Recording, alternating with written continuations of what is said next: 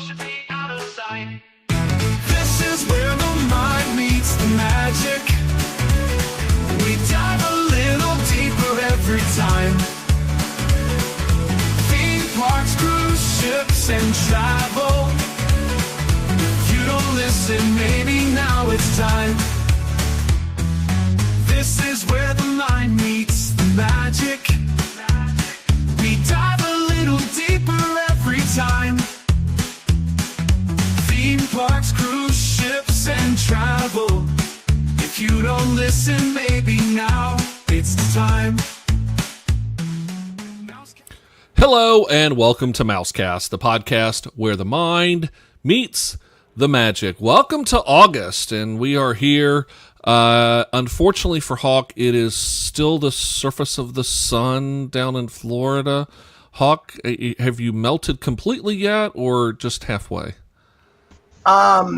I actually figured out a way to manage to gain weight during the heat. I don't know how that happens, but I've actually put on weight. So I think I need to get outside more and start some sweat. Well, okay, so I understand about the idea of trying to keep cool, but eating 28 pounds of Mickey ice cream bars is not the way to do it. Just saying. Oh, it was 30 pounds. Okay, so Megan, how's it going? Going pretty well. Pretty well, Chuck. How are you? Doing all right. Matt, how you doing? It's a little cooler up your way. You know, it was 99, almost 100 on Wednesday last week, and Friday I was in sweatshirt and jeans in the office. So if that doesn't describe New England weather, I don't know what does. Yeah, we're here in the mountains of Virginia where it went from, 90s and super humid to the 70s and well, still humid, but that's another story. Yeah, anyway, be nice. All right, so there was an interesting article that came out on July 22nd. In fact, Hawk, if you want to pop that up for a second here.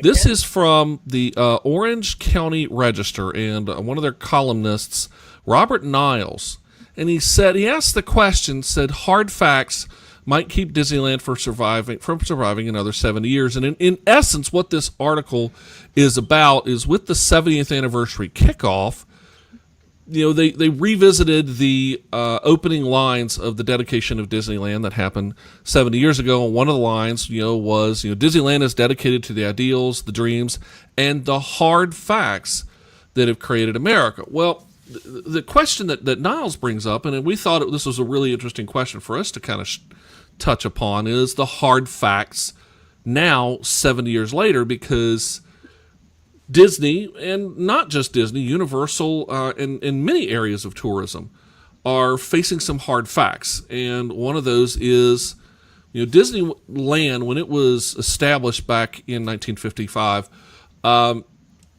it was really all about the idea of creating a place, as Walt says, where families could come together to have a good time. Not just the kids, but the parents could have a good time as well. So that family dynamic.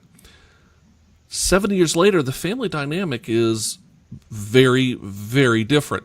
And so the question we ask now is, how does or can Disney, Universal, and many other tourism avenues, how do they adapt or can they adapt to this changing and frankly decline in the family dynamic? So that's what we thought we would kind of talk about this time, and what are all of those different hard facts that Disney needs to look at to make sure that they are around another 70 years. And so that's what we thought we'd start at. Yeah, and Chuck, I really think one of the interesting twists in this, and when you really start to examine things and the reality of where society is now, those hard facts are a lot different because, one, technology has been put in the palm of your hand to the point where you don't need to leave your home to be entertained anymore. You don't need to sit down as a family and watch TV at 7 o'clock at night after dinner because that's your only option. Now you have a literal movie theater in the palm of your hand. You have a radio in the palm of your hand. You have a computer, a phone, a camera. Everything is right there at an arm's length all the time. And I think that greatly changes the dynamic of families to begin with. I mean, there are parents that watch their kids now via an iPad by handing their children an iPad to entertain themselves. to stay out of their hair. I mean, it's just a different world. And I think the world that Disney, like Walt wanted, was a place to bring families together and create memories. But even at Disney, I see kids in line disinterested, not paying attention to their parents, not paying attention to anything but a phone screen or technology. They miss out on a lot of things. I think that's one of the factors that, is a huge difference for all theme parks right now. Because how do you draw the new generation's attention away from, they literally get instant gratification at any moment? And how do you create a theme park? I think that's one challenge. Yeah, and Matt, so we thought we'd kind of touch on a little bit because you've also been touring at the parks lately as well. And one of the things that I've noticed, and again, Disney is adopting this. Now, we're not necessarily this is either good or bad. Again, we're talking about this is today's society, but we have the My Disney Experience app, and so you're buried in your phone for that. You're waiting in line in a queue. What are you doing? You're on the Play Disney app. Matt, what are your experiences the last time you were there about, kind of people buried in their phones, and by doing so, they're not engaging with each other? So usually when we go down, especially with the kids, our phones, unless it's, my wife trying to book like a link for, a ride that she wants to go on. I mean, my phone's in my pocket. It's there just to maybe check the time and stuff like that. And the kids, I mean, we get them excited about, the experience that we're about to do. We kind of keep them interested in our own ways without using the phone. So that's, for us personally, that's the way we do it. So to hear, I understand like today's day and age, here, throw the phone in front of the kid, get out of my hair. I kind of get it, but at the same time, like that to me that's by choice in a way. Like there's ways to like do, like not have that experience and get, have them experience Disney in a different way. I feel like we used to, like before, like, cell phones really took over. It's, looking around and being like, hey, let's try to find a hidden Mickey, or, because I feel like Disney does pretty well with creating like, an interactive queue in a way, or just making it something that, you kind of get lost in, so time can move a little bit smoother instead of relying on our phones and stuff like that. So, but I still see people like, constantly looking down and not paying attention on their phones and, oh, we've got to make this, or, I see people online like, hey, I got to keep the schedule of, I got to be here for this ride, this, and, I just like, that wasn't what I think Walt's intention was. It was like, okay, here's a family, enjoy like your time as a family, and don't put society away for a while. Get no Facebook, no Instagram, all that kind of stuff. So, and obviously none of that existed in 1955 either. Right. So we're going back to a time where it is a very different mindset. But that speaks to Mr. Niles' point in this article that what has to change, because if the evolution of 70 years has brought us to this point, what does that look like in the next 70 years? Because there are a lot of changes. Like Megan, I know you have small children as well. Like, what is your thoughts on keeping your kids engaged? What are your thoughts on keeping them engaged with you as a family by taking advantage? Because you're a seasoned travel pro, so you are definitely spending some time on those apps, watching wait times and doing stuff. So how do you find that balance to keep your family experience as high quality as possible? I think to Matt's point, we're the same way. We don't take neither one of my kids have iPads. My husband and I don't take our iPads on vacation with us. When we're at restaurants, we have a restaurant bag of like toys and things for my kids to do at the table that have nothing to do with screens. So we minimize screens as much as we can, because we know that we're going to have to be on the app for the lightning lanes, the wait times, are the characters at what time, all the characters at Epcot, they have these this person's last meet is at 4:15. Like we're checking to see when that character's last meet is so we can get back from the break that we're taking in the middle of the day.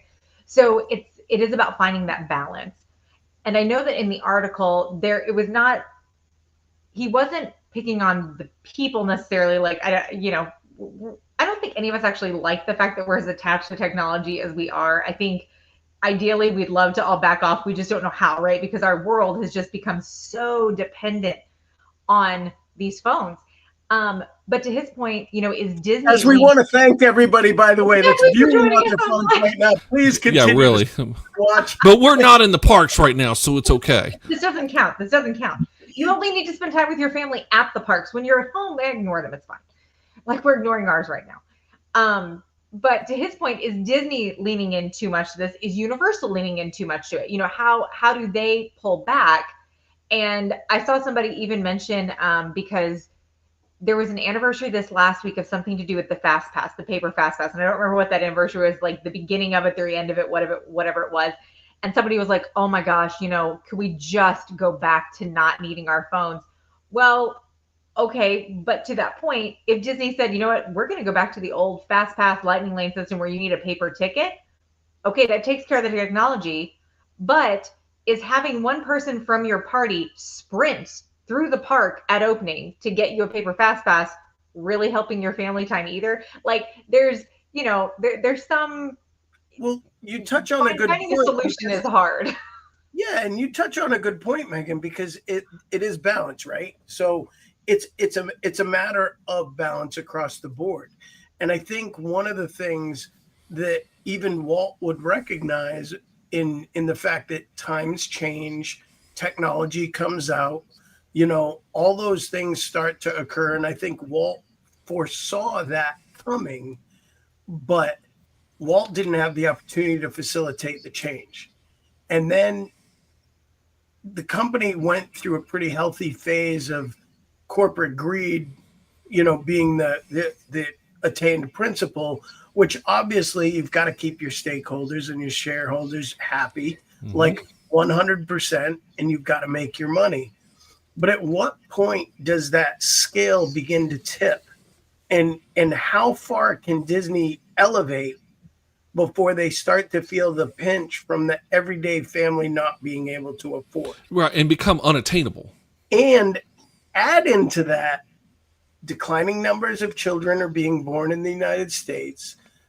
The people in their late 20s and early 30s are more and more comfortable not only being childless, but also being single. And there's a lot more of a shift in mentality away from the family mindset, because believe it or not, there's a lot more people that are more solely focused on what they want rather than the family commitment that requires that. So society's made this pivotal shift in just the way we look at those things. So I kind of want to go around the horn here, and I'll start with you, Chuck. But what are your thoughts on that societal shift aspect that also affect these parks? Yeah, and I'm glad you touched on that, and that's where I ducked away for a second. So I was thinking about this, and something Matt said as well, and I happen to have this in nearby. This should look very familiar. Here you leave today and enter the world of yesterday, tomorrow, and fantasy. This should look familiar because this is what hangs over the train station at Disneyland as you walk through. Now, what does that say? What does that mean?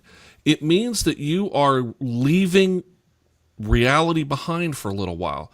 Disney is a bit of escapism.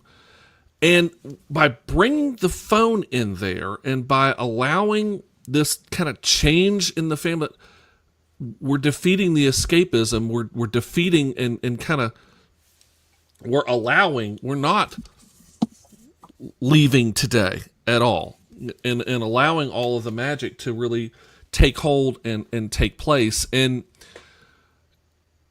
Disneyland, Walt Disney World, all the Disney parks were built with the family in mind. Again, that was what the genesis that Walt had.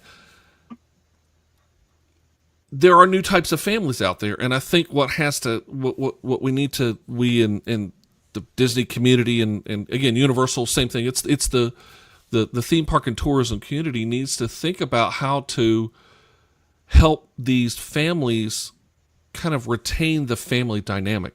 We're seeing this in a school's perspective as well, where we don't have kids interacting with each other person to person. They're doing it device to device. And so it's this idea of trying to engage people face to face and have actual human communication. And we're seeing that same thing happening over in the parks. And so it's a real challenge right now to have the fact that the family dynamic is nowhere near what it was. On top of that, you have, as Hawk, you've alluded to, the decreasing ability for your average family to be able to afford Disney, or at least find Disney to be a value. Because let's put it this way: family vacations, no matter where you go, they're expensive. Whether you're going to Disney or the beach or Universal or wherever. I mean, a family vacation is not an inexpensive undertaking, but is there value there? And that's the big kicker. And so, Megan, what do you think on all of these aspects here? Well, to your last point on the value and the cost of vacation, back in 2021, my husband and I were planning a baby moon, and we were only going to be gone for a couple days, and we were looking for a place to go. We didn't want to go to Disney because we always go to Disney. And so we were looking for like a beach. I wanted a resort where I just sat at the resort and I laid around and did absolutely nothing. You know where we ended up? At Coronado Springs, because every place outside of Disney was so expensive that it actually made more sense for us to go to Disney. We didn't do parks, but we went to the resort. I sat by the pool. My husband played golf. We went to Disney because the price tag, it's brutal. But when you talk about value, I mean, you have to consider flights, because most people are getting on a plane or they're driving. So gas prices, flight prices, none of that stuff is cheap either outside of vacation. And then on top of that, Chuck, to your other point about, the changing family dynamics, I was at Disneyland a week and a half ago. I didn't go with my family. I met two friends out there for a couple days. Back 70 years ago, when people vacationed, like truly vacationed, it was with their families. If you had children, you did not travel without those children. You didn't take girls' trips and guys' weekends or solo trips. And all of that kind of travel has exploded. And sometimes multiple families together. Yes, And exactly. that's also weird too, because that's another dynamic of Disney that gets critiqued a lot. Mm-hmm. And the Disney adult has that bad stigma. I mean, Jen and I go to Disney as a couple without our kids. I mean, our youngest is about to turn 18. So like we go and enjoy days with the cast and with team members, and we enjoy other aspects of the park. But one of the other points that he touches on in this article is, there's a lot of hard facts going on right now that continue to challenge Disney. That's incredibly valid. But directly out of the article, over the past 70 years, America's wealthy have become richer at the expense of the working class, making a Disneyland visit a tough sell for many families. Various discounts and past programs have helped, but taking advantage of those requires advanced planning that some families simply do not have the spare time to do. So one of the things about Disney that both Megan and Chuck are well aware of as travel agents, and Matt is too, for having just planned as many trips as he does, is that planning does take time. And it also is very labor intensive for Disney. So as part of the issue with Disney vacations, the pre-planning, the dining reservations, the hotel stay, the flights, finding the right time to come down, trying to balance the weather in either of the parks, find that perfect storm. Does that create a troublesome dynamic for families, given the fact that there really is no downtime at Walt Disney World anymore? Like the times that used to be great times to visit have shifted, because I'll be honest, we were there over the 4th of July. We were at Universal, but Universal was dead. It was extremely quiet, and we were shocked because that used to be one of the biggest weeks for the theme parks. A couple years ago, we went on Christmas Day. there was nobody there. And everybody talks about how crazy the parks are the Christmas week. It was quiet. So has that itself started to shift? Matt, what are your thoughts on the holidays and the schedules and just the planning that goes into Disney? Do you see that as problematic for other people? So I think what creates more of that problem is social media and everybody's opinion. Like, it kind of like scares people. Like you just said, like, hey, July 4th, and people are like, oh, it's crazy and this like that. And you just said Universal was quiet. Like, there was nobody there. Megan and Chuck thank Mark for this comment in advance, by the way. Thanks, Mark. Client number one, buddy. Thinking the same thing. I'm just like, that's why I hire a travel agent to help. Like, especially if you're like a first, second time, like, go with a travel agent. It makes it a lot easier. Those questions, you don't have to be on hold with Disney forever. You'd be like, hey, here are my thoughts. Here are my concerns. Help me out here. And it kind of helps put your mind at ease in a way. And if, eventually you become comfortable, like us, I feel like, you can start planning your own. And everybody does Disney differently as well. So that can make a big difference. I'll go any time of the year. I don't like the hot, but I've been in July, and I didn't find it nearly as bad as everybody was overblowing it to be. It was hot. It was humid. Don't get me wrong. But I'm just like, for, being close to the surface of the sun and stuff like that, I'm just like, no, this is completely overblown. So I think social media has a lot to do with, like, how overwhelming it can seem. But also, I can also understand, like, the planning. Yeah, it can be a lot. So there's a lot to it, I feel like. There's more. It's not a really simple answer to that. Yeah, Mark brings up an interesting comment. He says, I think Disney has brought on some of the family dynamic changes themselves. Look at Epcot. It has become more of a drink around the world park than an educational kids park. And that especially becomes the case when you deal with things like Food and Wine or Flower and Garden. And that's an interesting thought. That's an interesting point, but I have to say, Mark, it's still educational, just in a very different way. Yeah. Matt and I want our young children getting these educations. Right. Not the education that. No. I didn't even mean it that way. I meant it's educational for the 21 somethings that they learn. They're not doing that too often. Well, yeah, that's where we're talking about, but it's, the whole family thing. And Tom also brings up a good comment. He says, ever since COVID, people and families want experiences over gifts. And if that trend continues, the theme parks will thrive. And I think you're right, Tom. And this is an important part here. But this is where we're also coming into, though, this is getting to the heart, I think, of our discussion, which you are right that folks want experiences over necessarily items. But is the affordability there? Not even the affordability, Chuck. I'll be honest. Is Disney the experience that a lot of families want now? I think so. I do think it's the experience, but is there the value there? But the four people here are huge, passionate Disney fans. Like, you have to keep in mind, does the average person feel that way? Because what I've seen the huge increase in, and I'll go to Matt in just a second because I saw the hand go up like, I have a thought. I will go to Matt in just a sec. But I do want to say, like, if you talk to travel agents, there has been a huge increase in people going to the national parks, going to historic places. There's been huge volume increases in people getting away from crowded type cruising has launched in the stratosphere. Cruising has launched too immensely, not arguing that at all, but people are stepping away from the crowds. They're getting back to doing those moments where, you can't use technology when there's no cell phone signal.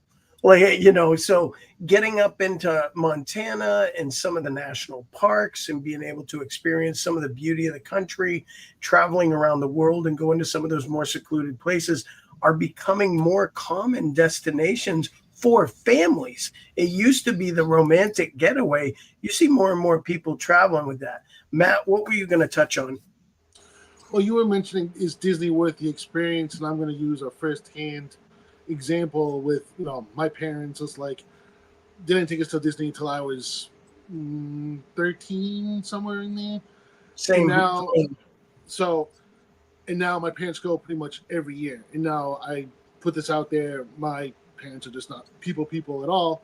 So to go to Disney, which is basically packed all the time, and they love going now, I think Disney has that effect on even those people that are just like, I don't know, like people, crowd, stuff like that. But let me ask you a question. It goes back to the planning part of it. So if you can maybe find those times that are, lower crowds and go then it's not, you make the best out of it. So let me ask you a question. I mean, obviously, I go to Disney weekly. I love Disney, and we really enjoy it. And people think I'm crazy for that, especially in the summer. And that includes my wife thinks I'm crazy for wanting to go to Disney in the summer in Florida. She's ready to wait till the fall. But you touch on something. Wait a minute. Florida has a fall? Your parents now love Disney.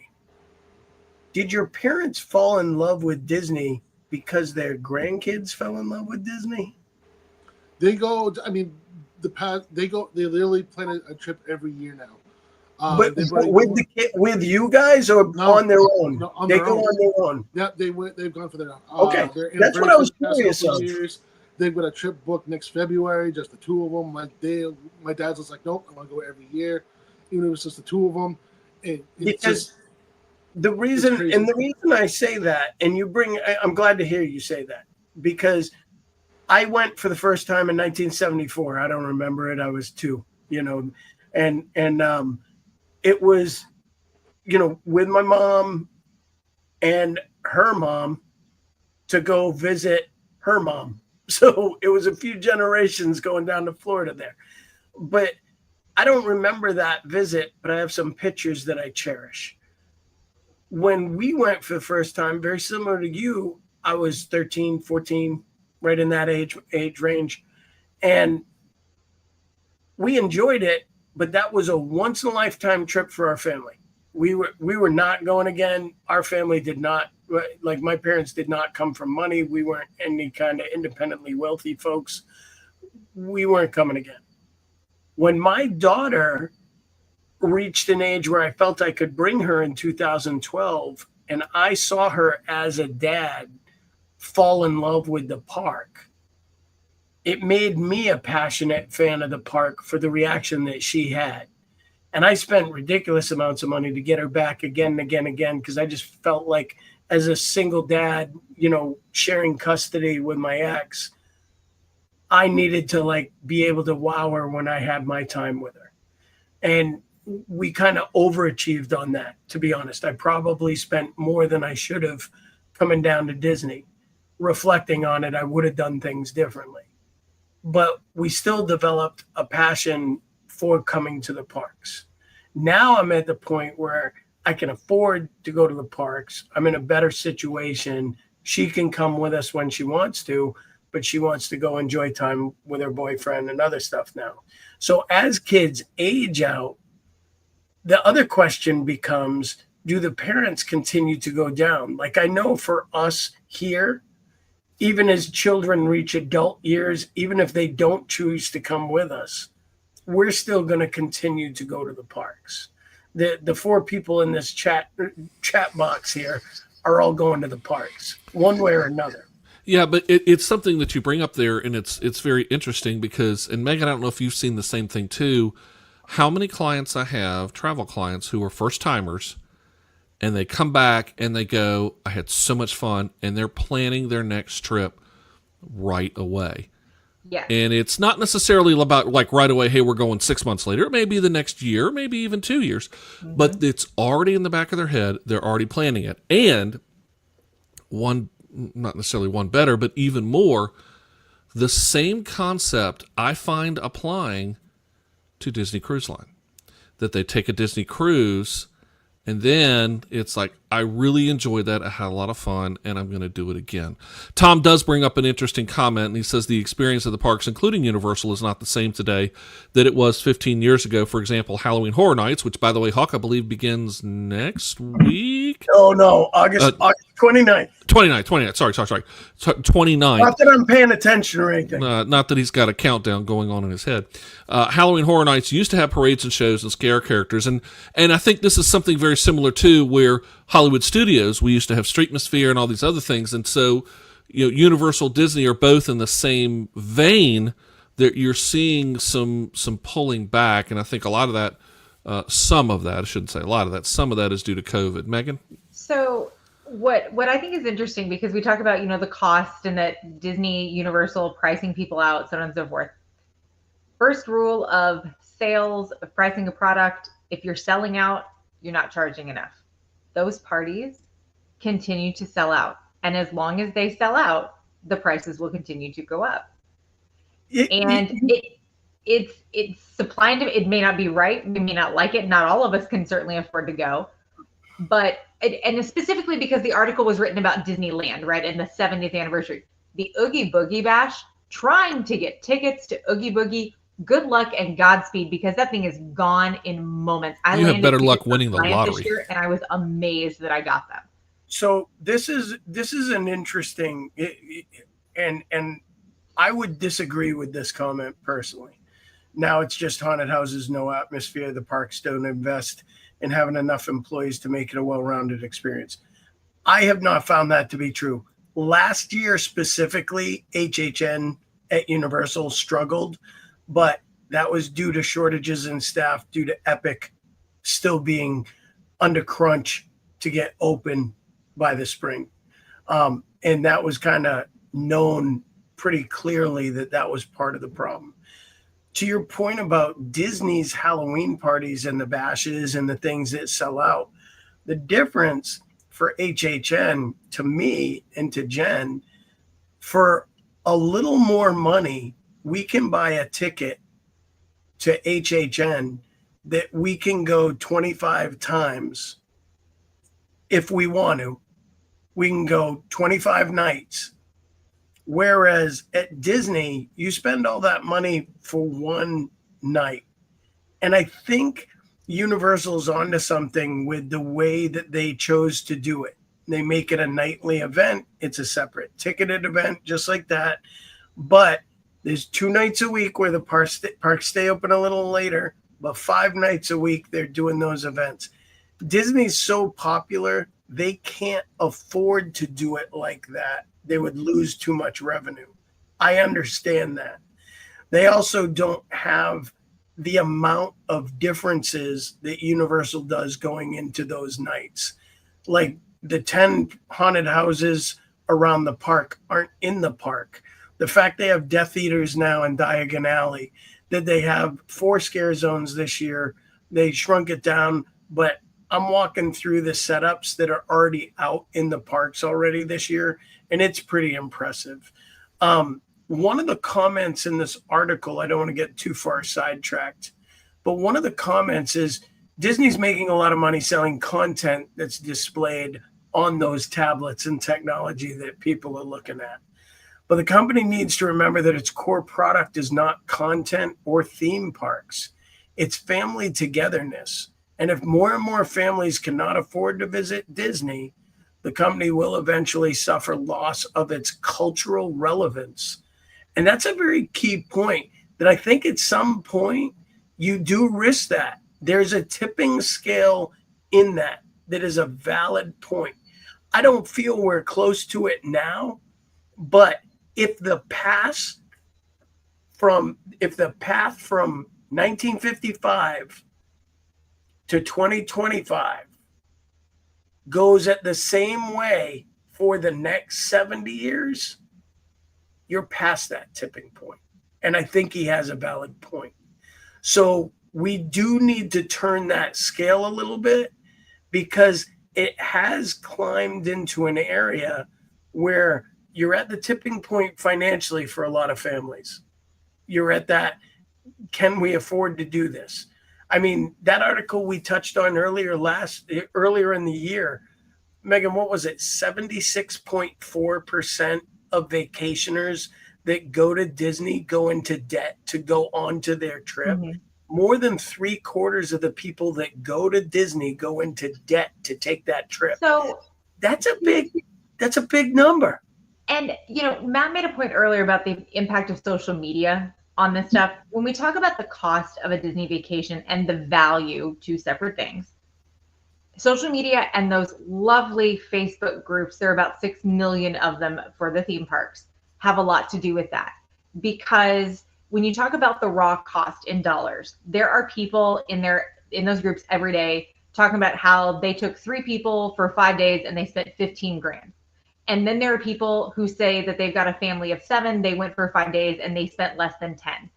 And they're talking about all their trip tips and tricks and, taking the food. The fact that you can actually still take food into these theme parks from outside, I think is amazing. The fact that they do not force you to eat inside their parks.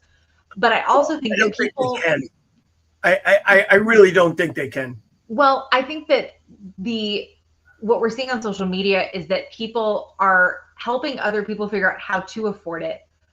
But on the opposite side of that, people are seeing the kind of opportunities, especially when you start talking about the extras, Bibbidi Bobbidi Boutique, the dining plan, all this stuff. And people watch and they go, I have to have that. You don't have to have that to go to Disney. Yes, some planning is required.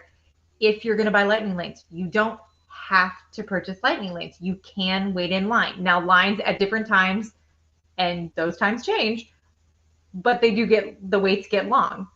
And it's different across the parks. You are going to plan, but as a mom of 2, I would say that my family has to plan because we don't have just extra mounds of cash sitting around. I have to plan for every vacation we take. We always have to think ahead. How much is the airfare going to be? If we're driving 14 hours, I'm not going to do that straight with my kids. So I got to find a place to stay overnight. So I got to think about where we're going to stop and how much that's going to cost me. We got to think about food. We have, there are all these things. Planning goes into every vacation. So, I think to the point in the article about how families are not in a place to plan for vacation, for a family who can't plan for vacation, those families are not going on vacations, not far away from home. No, see, I personally, I disagree with that one too. I think there are plenty of families that take vacations and fly by the seat of their pants a little bit. They do it on a shoestring budget.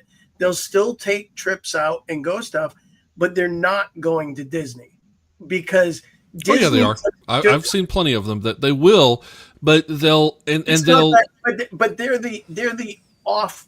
They're not the normal people that are going to Disney. The people that normally go to Disney know they have to plan it in advance. They want to try to figure stuff out. They're Google. I mean, the first time we went, we were Googling everything, trying to learn as much as we could. Then we got there and we realized we don't know crap. Like we didn't know anything. So I agree with you in the sense that when you get there, you're so overwhelmed the first time, you kind of fly by the seat of your pants because you don't know what to do. But I'm talking about the family that's worried about money that will still go take a trip somewhere, but it might be one day at Hershey Park and driving the East Coast and going to the beach in Maryland one day, or going to the Jersey Shore, or going somewhere where it's going to cost less than what Disney costs. Because let's be honest, I understand, like as a pass holder, I don't view the ticket price the way an average person does. Because for me, I mean, the first year I moved here, we went to parks 154 days the first year I was here. That's a third of a year, more than a third of the year we were in parks. That justifies out to like $20 a visit.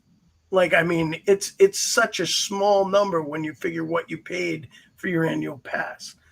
But for the average family that comes down, you put 5 kids in the park, you're pushing $1,000 just for a day of tickets. Now, the longer you stay, the lower that gets, and the game gets into that. Spend money to save money at Disney.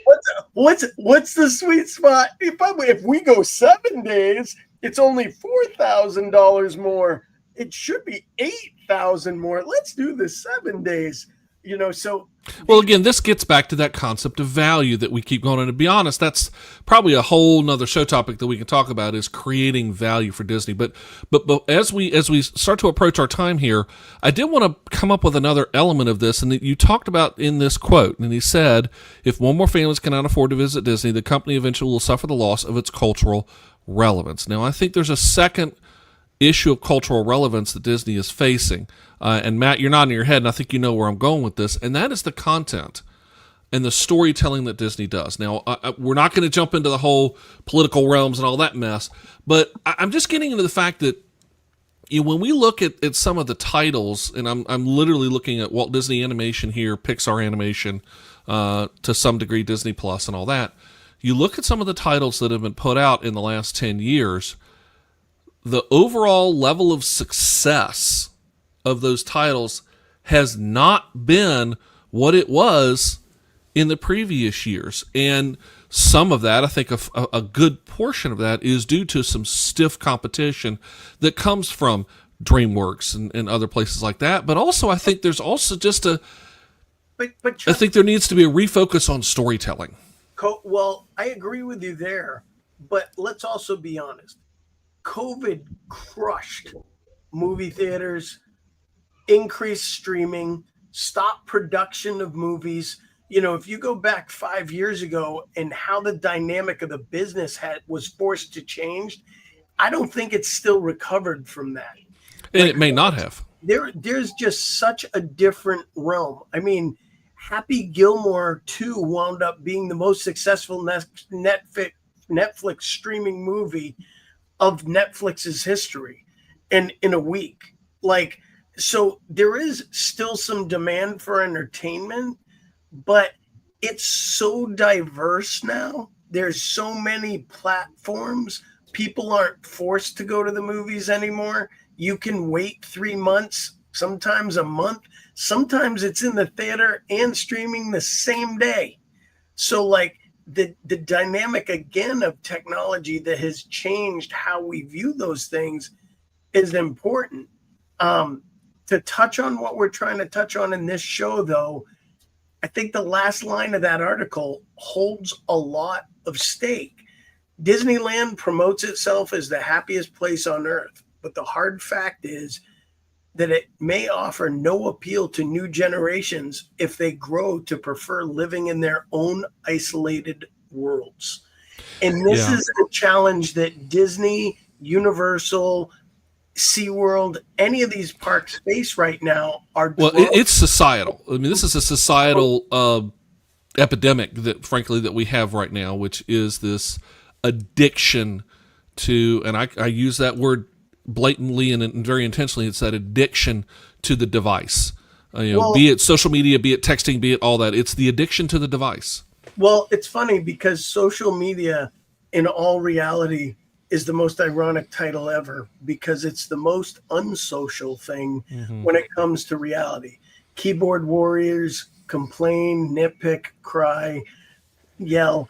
Then you've got the other side. And I'm going to be honest, I know some of the influencers. I've met some of the influencers that are in Disney all the time and everything else. And some of them are incredibly nice people. But influencers, I feel, have had a more negative effect on parks and experiences, because what do they all do? Every influencer, doesn't matter who you follow, new ride opens, they're there the first night or before it opens to the public, and they throw it up online for everyone to see. And I don't like that, because I used to want to be part of getting there as quickly as I could to experience something for myself for the first time. And now it's so plastered on social media with anything. I have no rush to do anything. Jen and I were talking about it the other day. It has changed the dynamic of how you park. It's sad. And I look forward to people getting back to the point where they're comfortable talking with people in the parks and meeting people. Chuck, you and I have gone out in the parks. We've talked. Megan, I've been in the parks with you. Matt, I've yet to have the opportunity because you were flying out the one day. Matt and I hang out in the parks for a while. but you part of the joy that Walt was extremely correct in how he did was the social aspect of the reason they're called cast members is they are performing on a stage. And when you have performers around you at every level, it's easier for you to get immersed into that feeling and that loss. And you also get that comfort to socialize that you don't have walking on the streets of New York or LA or Chicago. You want to talk to the people. And when you do, you find some extraordinary stories and opportunity. I fear if Disney loses that and that fades and people are more, just not feeling like part of a cast and feeling like it's more of a job, I think it's lost some of that charm over the last few years. And if they don't find a way to get that charm back, I think Robert Niles has a valid point. Yeah, and I think there's another danger, and Mark brings up a really good point. He says, what drives me crazy is all the social media showing the Disney quote-unquote hacks that ruin things for everyone, because I don't know that they're necessarily hacks. These are just tips, but then all of a sudden everybody does whatever. One of the other dangers, and I think this again comes back to this really important and very hopefully not prophetic last line of growing. Will Disney be able to be viable if people prefer living in their own isolated worlds? We see way too many times, and in fact, Disney has I don't think intentionally, but I think very unintentionally fed into this. How many know about the Instagram wall over in Tomorrowland? All it is just the painted purple wall in Tomorrowland. Well, more and more folks treat Disney, Universal, the beach, anywhere that they are going as one great big Instagram photo shoot. I'm just going to go from Instagram photo to Instagram and live my life on Instagram. Come out away from your phone and look at the real world around you and be in the moment. And that's something that, as a guy who's a photographer, a professional photographer, I used to take literally thousands of photos. And I would have my camera, sling, everything like that. Sometimes a backpack carrying multiple lenses, everything like that. I got away from all of that. In some of the last Disney trips, I've taken the fewest number of photos I've ever taken because it's just time to get into the moment. You want to get photos, folks, there's PhotoPass photographers all over the place. They'll take the photos for you. And frankly, they're better than what you'll get on your cell phone. But they'll take them with your cell phone. They'll take them with your cell phone too. But see and be in the parks. You're on vacation and you're actually there. Be there, not your phone. Mark also says people intentionally wear, shorts to get free replacements, break their flip flop. Yeah, because they're trying to get all the freebie stuff, which is a whole TikTok trend went through. But I will say he's right in the sense that it caused damage, because it did. The pixie dust you saw pre-COVID does not exist in the same way anymore.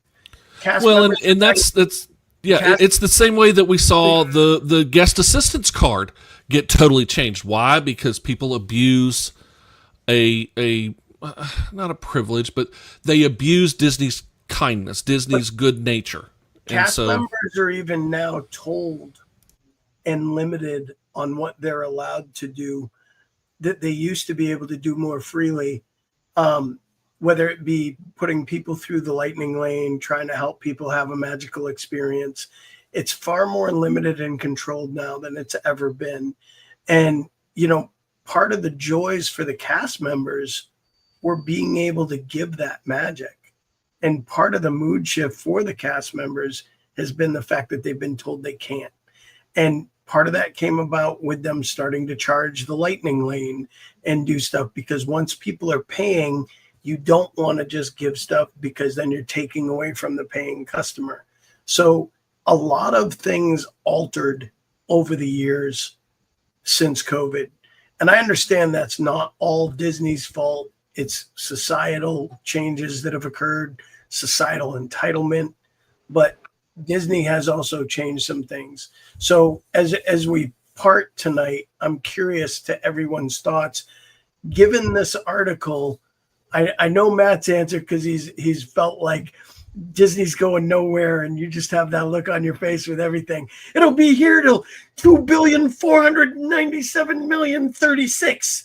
And but I'm curious to everyone's thoughts on what's Disney look like in 70 years if we don't make some significant changes. I don't think it's around the way we see it now. I think it becomes pretty much solely a media company, and that's where it winds up if we don't make some big changes. Well, I think it'll be around, and I think I can already guarantee you that it will not be around in the form that it is now in 70 years. I mean, Disneyland that it is now is not what it was in 1955. Walt himself said Disneyland will never be complete; it will always be a state of becoming.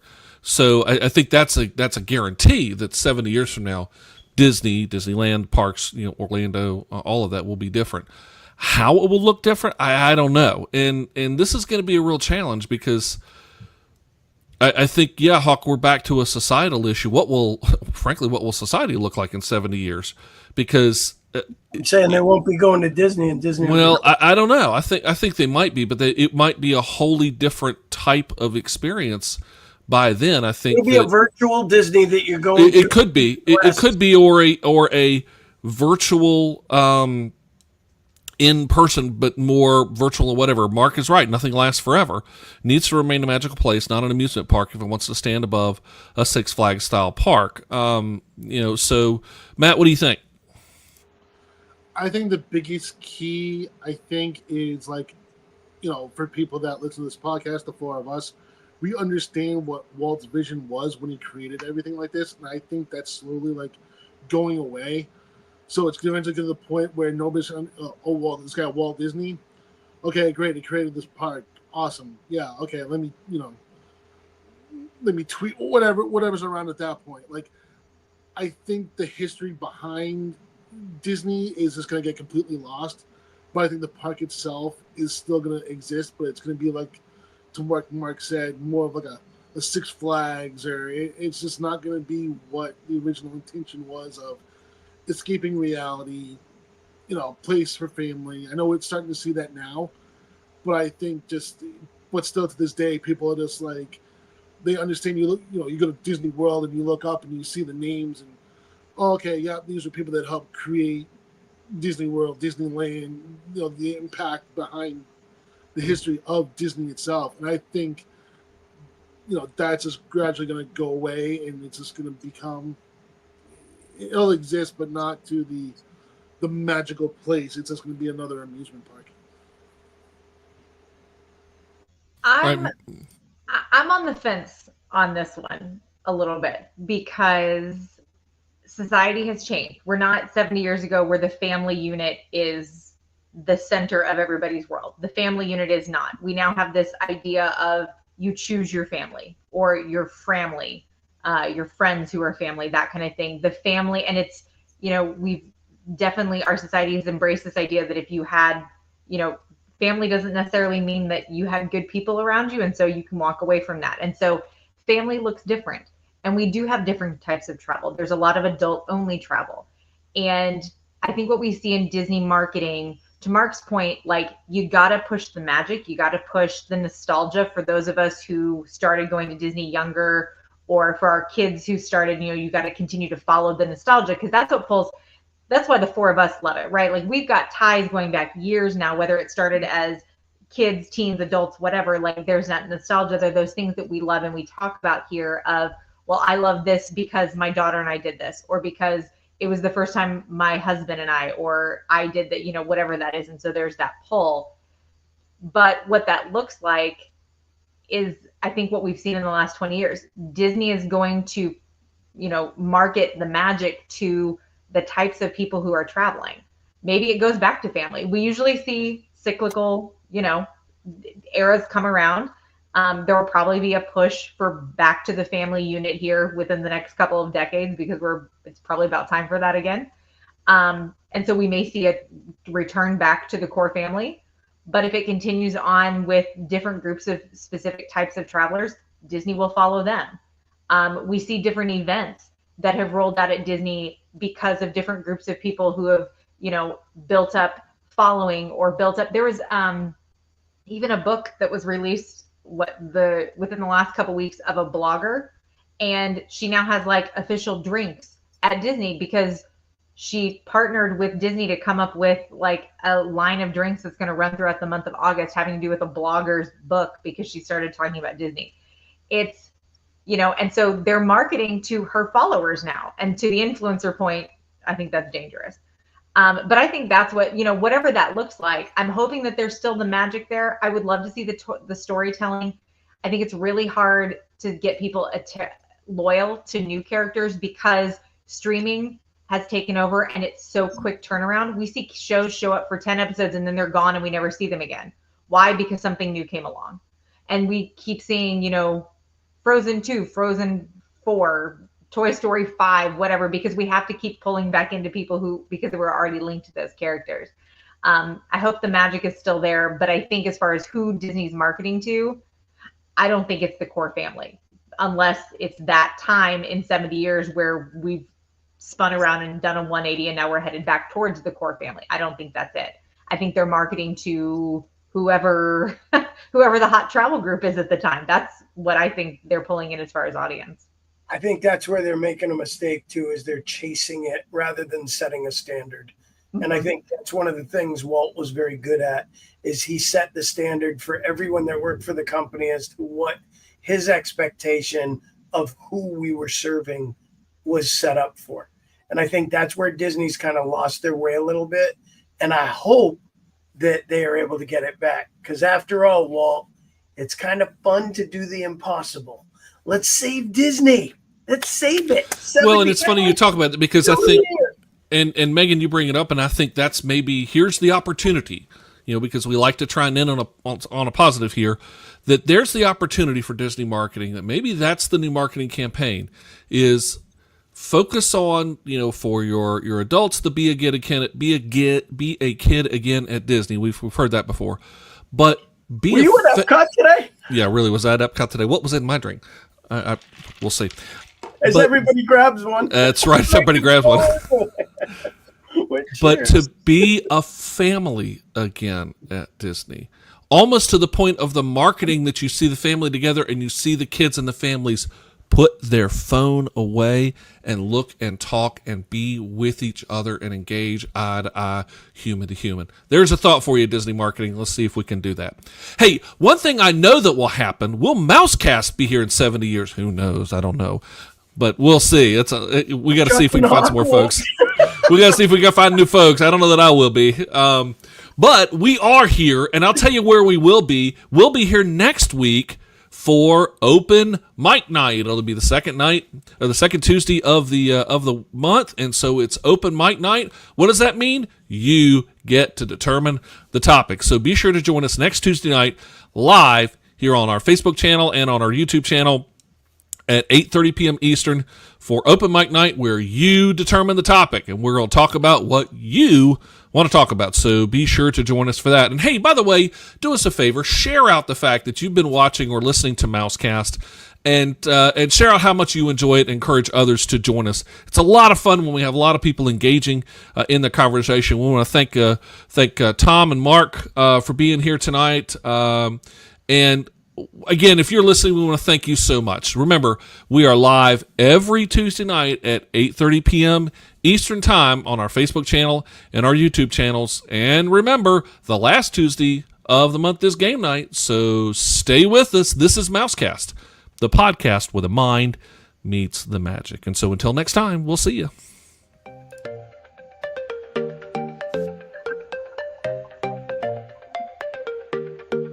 Thank you for listening to Mousecast. We appreciate the time you share with us. And tonight was a very fun show, and joining us is a must. This is where the mind meets the magic. We dive